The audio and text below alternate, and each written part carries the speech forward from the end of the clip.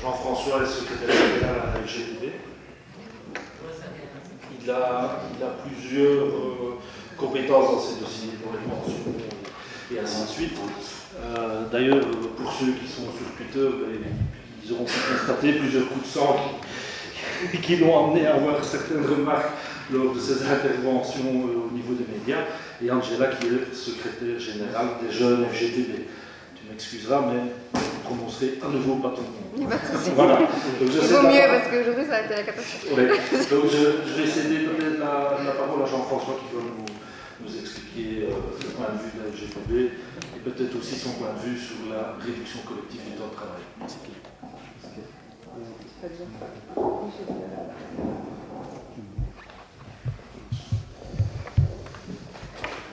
Oui, donc voilà. D'abord, merci pour l'invitation. C'est toujours un plaisir de venir débattre,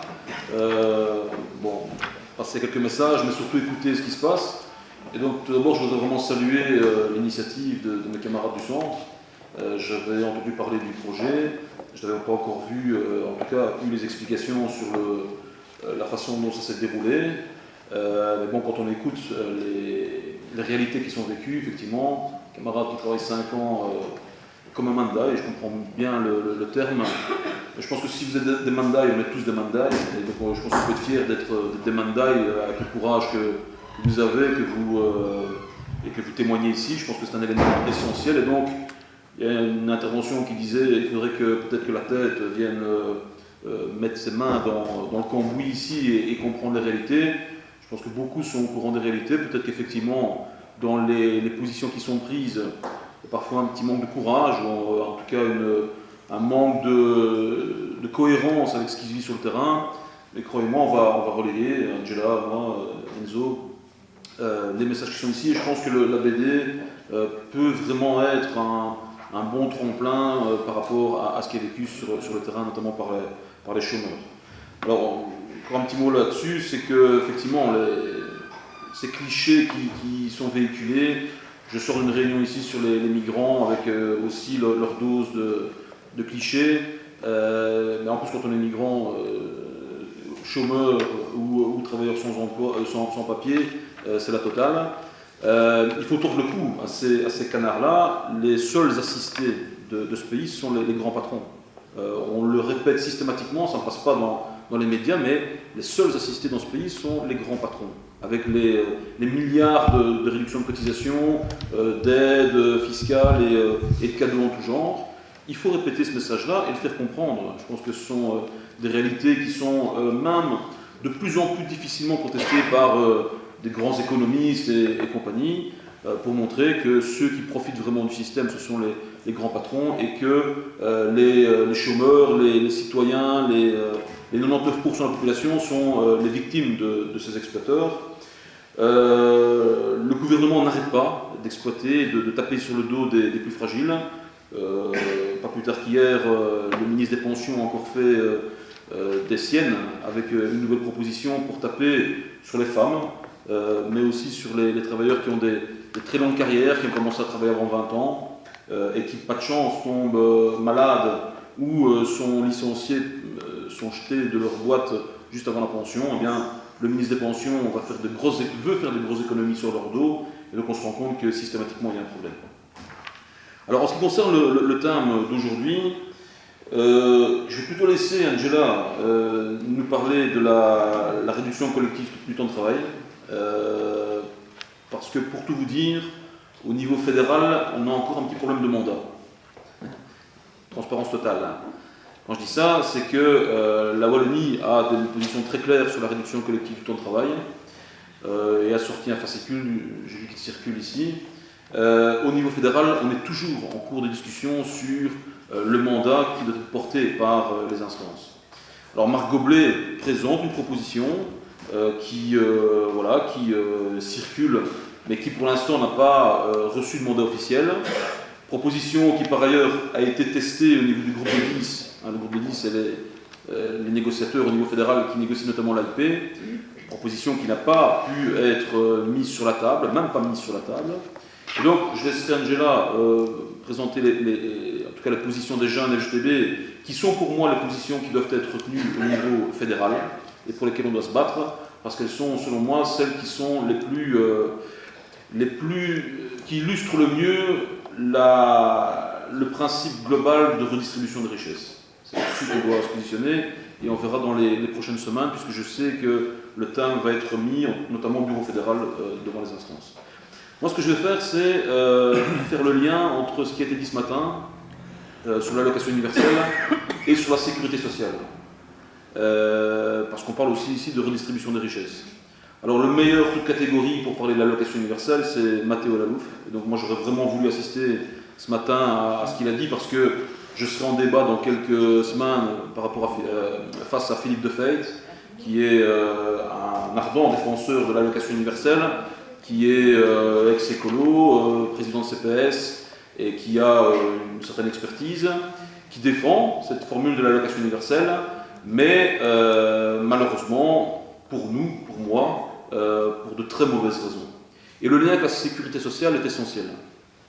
La proposition de Philippe Defeit, mais proposition qui est discutée en France avec Hamon, et on voit où ça le mène, proposition qui a été mise à toutes les sauces, l'allocation universelle, cette sorte de ce qu'on veut nous faire croire comme un win for life, mais qui n'est pas du tout un win for life. Eh bien, est assez populaire au niveau des jeunes, notamment au niveau de certains milieux, surtout au niveau des milieux libéraux, puisque un gars comme Georges-Louis Boucher, notre pub parce que c'est vraiment quelqu'un de très nocif, prend sous son aile cette proposition-là, mais en fait, il la reprend, je suppose que Matteo en a parlé, mais de théoriciens historiques du libéralisme et du capitalisme, comme Milton Friedman, qui est la fameuse école de Chicago. La proposition de l'allocation universelle, elle vient de là.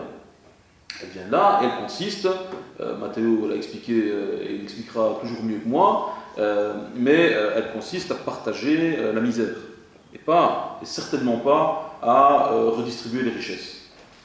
Alors le lien avec la sécurité sociale, il est évident. Ceux qui défendent, et je sais que ça vit dans certains milieux de gauche, en disant oui mais non, on pourra utiliser ce montant-là pour mieux organiser sa vie en général, et donc il y a probablement des formules à retenir. Ok, mais la proposition qui est, je répète, proposition initiale, qui est libérale, qui est vraiment portée par les plus grands tenants du capitalisme, c'est de casser justement les mécanismes de redistribution des richesses, les mécanismes de solidarité, pour tendre vers de l'individualisme pur. C'est chacun sa merde, une fois qu'on est rentré dans ce système-là. Et nos camarades sans emploi, chômeurs, qui témoignent aujourd'hui de la difficulté dans laquelle ils sont confrontés, seront 3 fois plus en difficulté si jamais on rentre dans un système comme l'allocation universelle.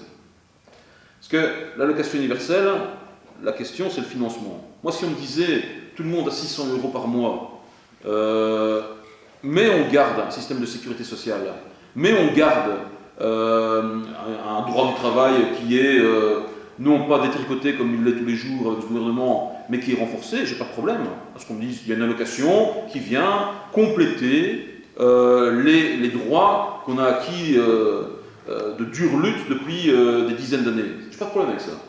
Le problème, c'est le financement, évidemment. Parce que si on finance ça en allant chercher l'argent dans les poches du capital, il n'y a pas de souci. L'argent est là, c'est vrai. L'argent est là à disponibilité sans problème. Je rappelle un petit détail, c'est que la fameuse déclaration libératoire unique que Reinders a mis en place en 2004. Donc déclaration libératoire unique, c'est déjà la 4e, c'est unique, mais c'est déjà la 4e. Elle disait, tous ceux qui ont placé leur pognon, qui avaient du pognon, et qui l'ont placé à l'étranger, et donc qui ont fraudé le fisc, si vous ramenez le pognon en Belgique, eh bien, on va vous blanchir. Simplement, on applique 9% d'une amende sur l'argent que vous avez placé.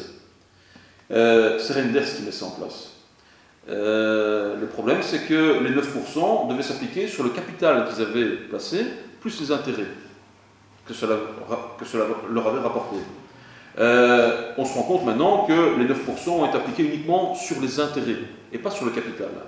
Et l'inspection spéciale des impôts vient de porter plainte contre le gouvernement belge en disant « ça n'a pas été appliqué comme c'était prévu, préjudice pour l'État 36 milliards ». Et donc, si on utilisait ce pognon-là pour effectivement récupérer ce qui a été passé par les riches et le redistribuer vers les travailleurs qui en ont besoin, pas de problème. Et c'est pas ça la formule. La formule, c'est, et je suppose que Mathieu en a parlé, c'est de supprimer la sécurité sociale, récupérer ces montants-là et de redistribuer une allocation comme ça, qui paraît comme ça un win for life. La sécurité sociale, c'est vraiment un instrument de solidarité par excellence, de redistribution de richesses. La sécurité sociale, l'argent ne passe pas par les marchés financiers, on ne passe pas l'argent qu'on prélève sur nos cotisations, on ne passe pas dans des actions et compagnie pour espérer que ça rapporte et puis que ça revienne hypothétiquement vers les travailleurs. Non, l'argent qu'on prélève sur nos cotisations, il est géré dans un pot commun et il profite à l'ensemble des travailleurs par un système de solidarité. Si demain, on a une allocation universelle, en ayant supprimé la sécurité sociale, parce que, si on supprime la sécurité sociale, c'est même pas suffisant pour payer les 600 €. Il faut supprimer aussi une grosse partie des services publics. Donc si demain, on vous octroie 600 €, dans le meilleur cas de figure, 1000 € par mois, mais c'est pas tenable, parce que ça représente plus de 100 milliards, il ne va pas falloir tomber malade. Parce que vous allez toucher vos 600 €, mais vous tombez malade, vous avez une assurance privée, ok, mais s'il n'y a pas d'assurance privée, on est mort. Il ne va plus falloir prendre de vacances annuelles. Ça c'est dans la Sécu aussi. Donc ça, on oublie. Ceux qui ont les moyens iront en vacances, les autres, c'est fini, on arrête. Et puis, au moment de la pension, il va y avoir un sérieux problème.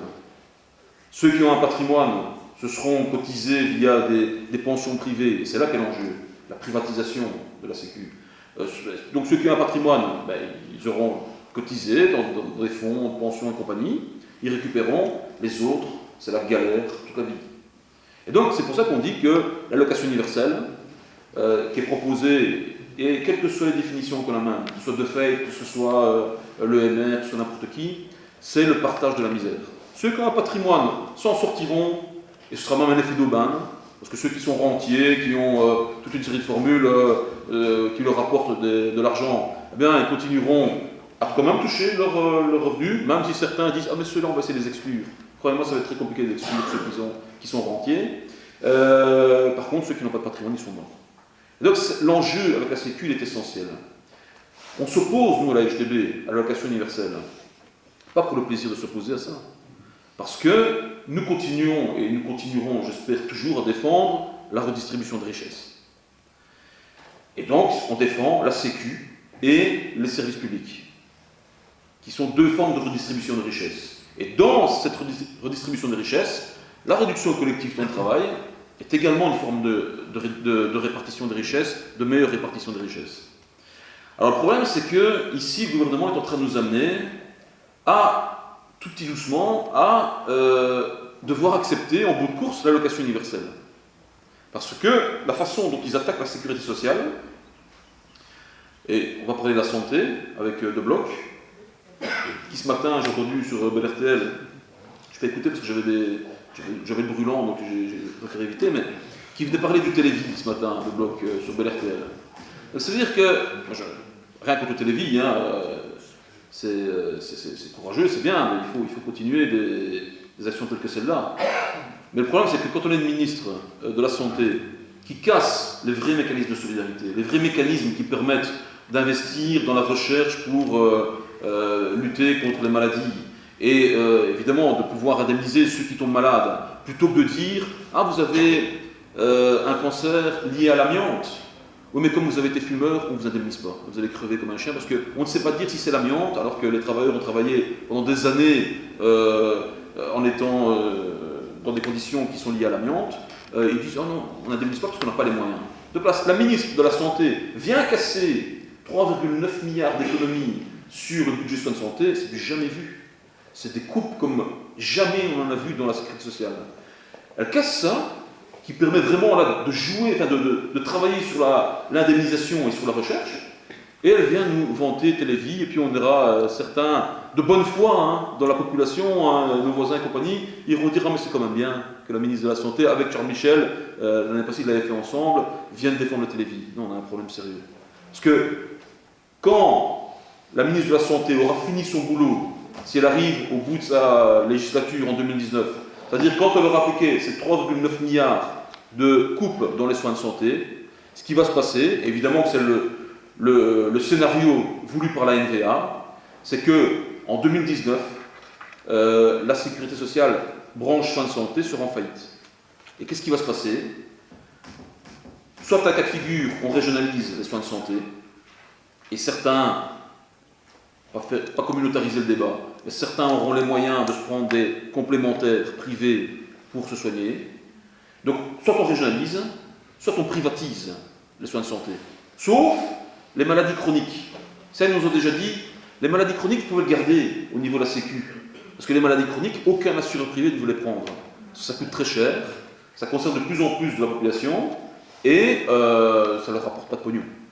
Donc, on est dans un schéma, si on les laisse faire, si on laisse de bloc continuer à faire ces coupes dans la Sécu, tout petit doucement, ils vont nous amener à l'allocation universelle. Parce qu'on va privatiser et donc éteindre la branche soins de santé dans la sécurité sociale. Une fois qu'on a éteint la branche soins de santé dans la sécurité sociale, effectivement, certains vont nous dire ah ben, il faut essayer de récupérer de l'argent ailleurs. Et donc peut-être on devrait aller vers l'allocation universelle. Non, c'est le piège. On doit renforcer la branche soins de santé au niveau de la sécurité sociale parce que c'est la garantie absolue de pouvoir continuer à être soigné dignement dans ce pays. Si on fait ça, on se retrouve dans le système américain. On voit que Trump est en train de revenir en arrière alors que les avancées d'Obama n'étaient déjà pas terribles, mais il revient en arrière. On est tout droit vers le système américain où malheureusement, il suffit de regarder les soins de dentisterie aux États-Unis. On commence ici à tendre vers une situation où les gens ne soignent plus les dents, ne vont plus chez le médecin parce qu'ils n'ont pas les moyens. Donc, on doit faire l'inverse de ce qui se passe pour l'instant. On doit renforcer la branche soins de santé dans la Sécu pour éviter de devoir aller vers une allocation universelle où on ne s'en sortira pas, où les plus faibles en tout cas seront vraiment atomisés. Même chose pour les pensions. Ce qui se passe avec les pensions de ce gouvernement, c'est que Backlund est en train de complètement casser la branche pension de la Sécu en fragilisant ceux qui sont déjà les plus précarisés. Et donc je reviens sur l'exemple des carrières longues. Vous avez commencé à travailler avant 20 ans. Vous travaillez jusqu'à l'âge de la pension, jusqu'à 65 ans, mais quelques temps avant votre pension, vous tombez malade, ou on vous fout à la porte, chez ING, chez Caterpillar, chez tous ceux qui foutent à la porte, encore maintenant on va le saute. Actuellement, on prend vos 45 meilleures années pour calculer votre pension. Bien, Backlund vient en disant, maintenant ce sera les 45 premières années. Et en faisant ça, on fait 100 millions d'euros d'économies d'ici 2022 sur le dos de ceux qui ont travaillé avant 20 ans, qui ont des carrières très longues et qui, par chance, sont tombés malades ou ont perdu leur boulot.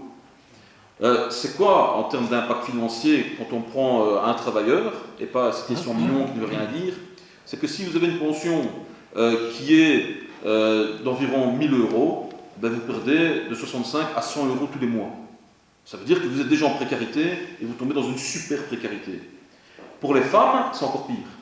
Les femmes qui sont concernées, il nous dit, mais il n'y a pas beaucoup de femmes qui sont concernées par cette mesure-là. Pourquoi? Parce qu'il y a moins de femmes que d'hommes.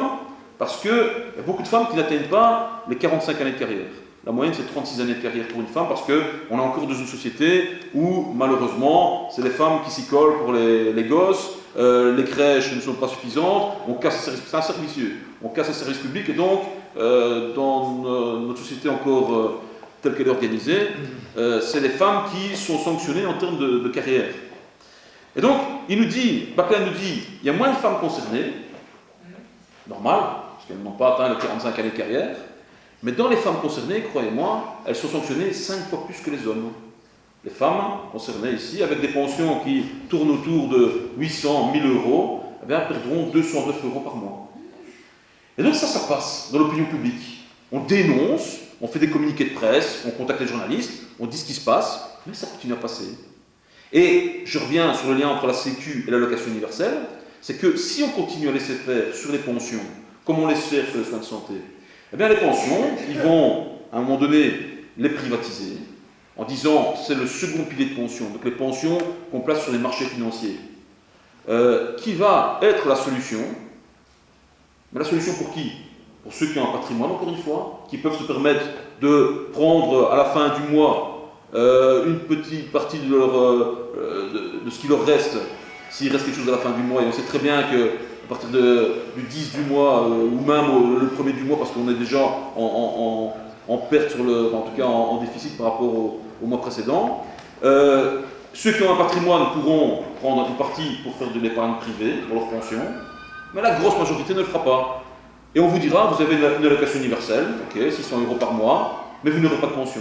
Et vous resterez mandai toute votre vie, chose qui n'est pas admissible dans une société moderne, et chose qui, si on revenait aux fondamentaux de la Sécu et qu'on la finançait correctement, ne serait rencontrée nulle part en Belgique. Un problème au niveau européen. En Belgique, si on renforce la Sécu et qu'on monte tout le monde au-dessus du seuil de pauvreté, il n'y a pas de situation de précarité absolue telle qu'ils sont en train de nous l'amener. Donc ça, c'est les liens avec la Sécu, et je pourrais prendre les exemples sur les maladies professionnelles, qui sont une autre branche de la Sécu, sur les accidents de travail, même chose. Là, je reviens à mes camarades chômeurs. Quand on dit « Ah, il faut faire les contrôles sur les chômeurs parce que c'est des profiteurs ». Début de semaine, mardi, j'étais au fond des accidents de travail. Et là, il y a les employeurs qui sont représentés. Mais ce qu'il faut savoir, c'est qu'au fond des accidents de travail, qui sont une branche de la Sécu, c'est des assureurs privés qui indemnisent les travailleurs.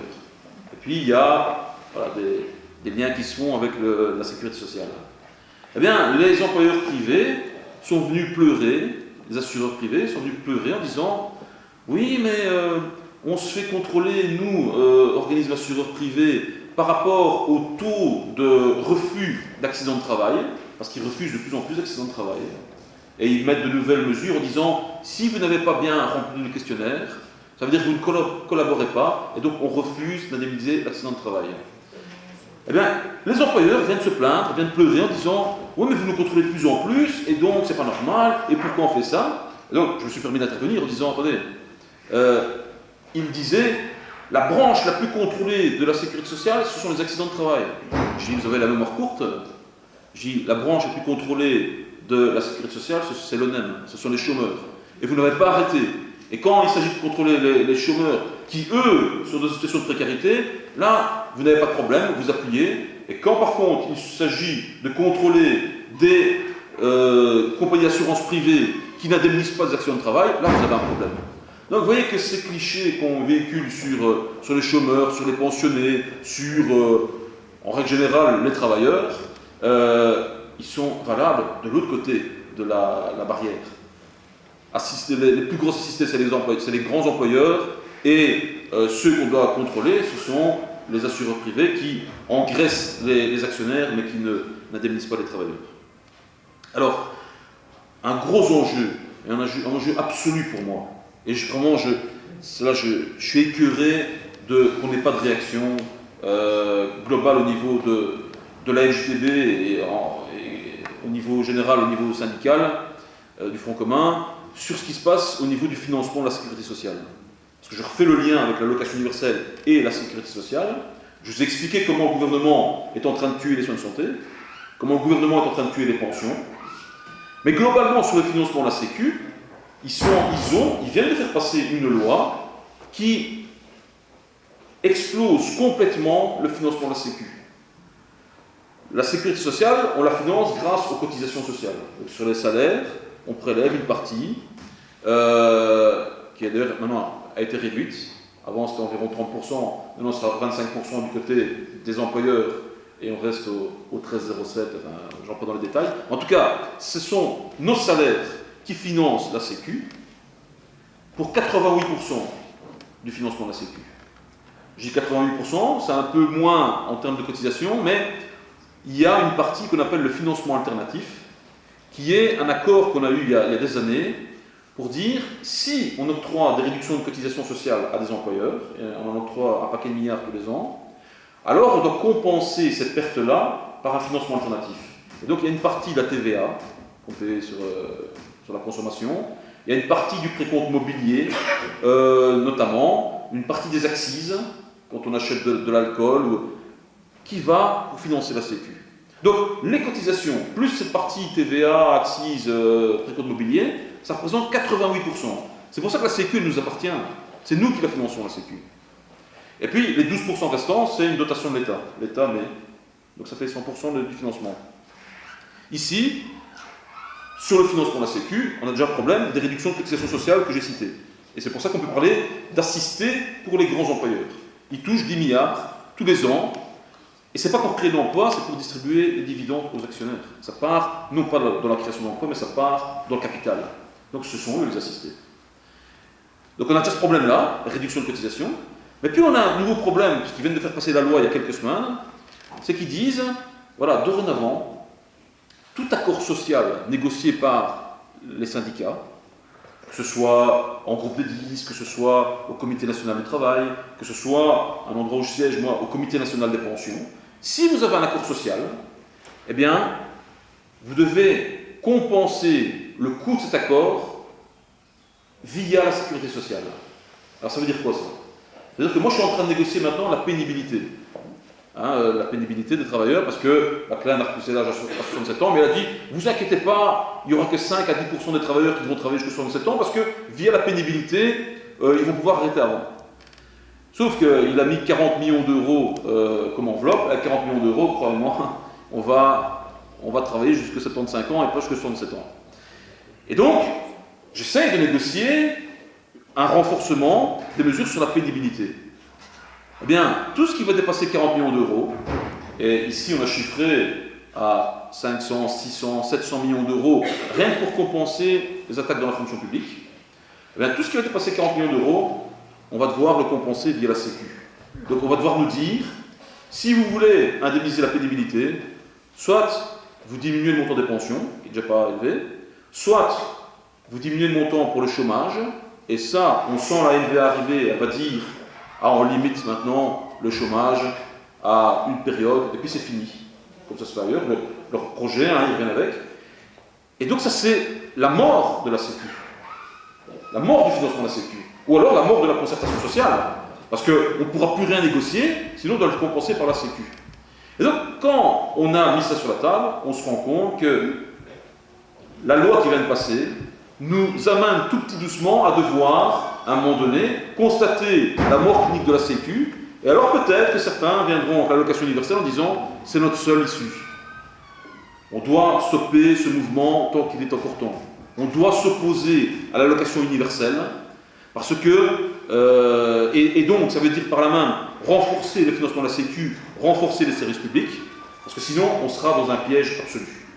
La Sécu, et je répète, moi j'ai mon gamin qui vient de se casser le bras, quand je vois le nombre de fois où on doit échanger les plâtres, et l'opération pour mettre les broches, et les spécialistes et compagnie, on ne pourra pas se le payer si on n'a pas la Sécu. Ici, ok, mutuelle, Sécu, ça va, on rentre dans nos trucs. C'est déjà compliqué, mais... donc il y a un avantage à bénéficier de la Sécu. Les services publics, la même chose. Services publics, vous faites des études, on espère tous que nos enfants pourront avoir accès aux études, de la gardienne jusqu'à l'entrée dans les études supérieures, s'ils arrivent à faire des études supérieures, ça coûte 104 000 €. Qui va pouvoir financer des études à 104 000 €? Ce qui va se passer, c'est que, comme aux États-Unis, soit faire des prêts, soit des gamins riches, soit ceux qui viennent d'un milieu populaire, ils ne font pas d'études. Donc c'est vers ça qu'on nous mène. Donc on doit renforcer la Sécu, renforcer les services publics, pour éviter de tomber dans le travers de l'allocation universelle. Alors, je répète, là, au niveau de la FGB, les meilleurs instruments de redistribution des richesses et les meilleurs instruments de solidarité sont la Sécu, sont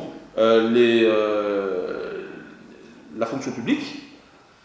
Mais, troisième élément de redistribution des richesses, c'est la répartition, la réduction collective du temps de travail.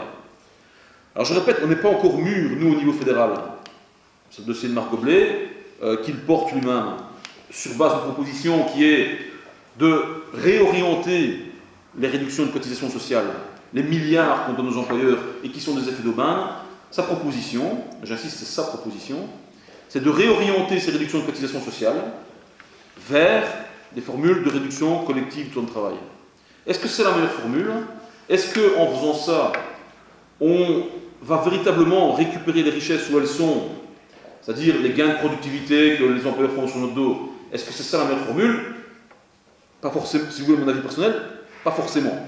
Pas forcément. Mais c'est un premier pas, parce qu'on se rend compte que l'écueil principal par rapport à la réduction collective du temps de travail, c'est un écueil idéologique. Dès que vous mettez ça sur la table, comme les patrons, on sait qu'on va venir prendre dans leurs dividendes, ils mettent une barrière. La proposition ici portée par Marc, c'est de dire on met un pas dans une réduction collective du temps de travail conséquente, en réorientant les réductions de cotisation, et ensuite on essaiera de récupérer les gains de productivité pour pouvoir proposer une autre formule. Donc voilà, moi je vais me limiter à ça pour l'instant, je répondrai aux questions sans problème, mais pour assurer la transition sur cette forme de réduction, de redistribution des richesses, c'est céder la parole à Angela pour qu'elle nous explique en tout cas la proposition des jeunes, et qui pour moi, je le répète, est la bonne formule à développer en termes de réduction collective du temps de travail.